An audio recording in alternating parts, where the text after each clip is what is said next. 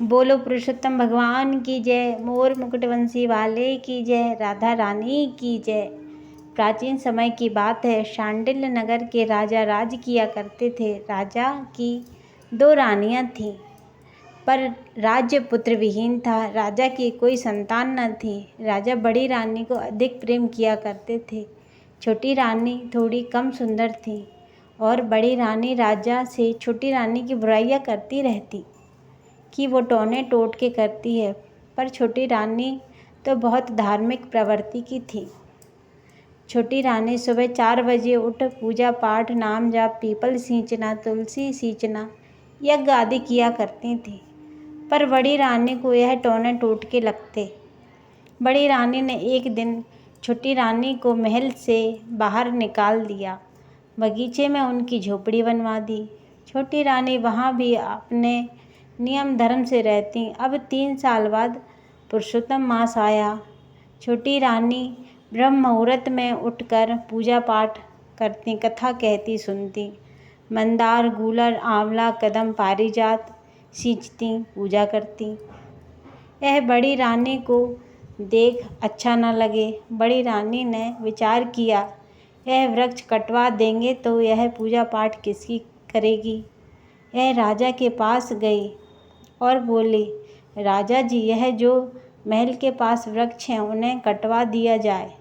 राजा ने कहा, हे रानी, यह वृक्ष पक्षियों और राहगीरों के लिए सहायक हैं। पर रानी के अधिक कहने पर राजा ने वृक्ष कटवा दिए। छोटी रानी को जब यह मालूम हुआ कि वृक्ष कट गए हैं, अब छोटी रानी पूजा किसकी करे। छोटी रानी थोड़े बन के और गई। बन के ओर जाते ही उन्हें एक झोपड़ी दिखाई दी। झोपड़ी के किनारे गंगा नदी बह रही थी और यह सब पुरुषोत्तम भगवान की महिमा थी। और रानी ने विचार किया कि मेरे लिए यह झोपड़ी पर्याप्त है और अपना पुरुषोत्तम स्नान करने लगी।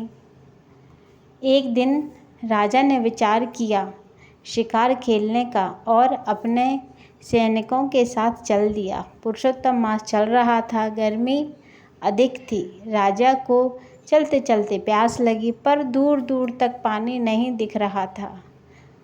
आगे दूर सैनिकों ने एक झोपड़ी दिखाई दी। वहाँ सैनिकों अपने राजा को लेकर गए और मंदार के पेड़ के नीचे बिठा दिया, जहाँ रानी ने अपने मालपुए रखे थे। राजा को आश्चर्य हुआ, यहीं कितनी दूर कोई पूजा पाठ करता है। राजा ने मालपुए खाए और अपनी प्यास बुझाई और वहाँ से चल दिया।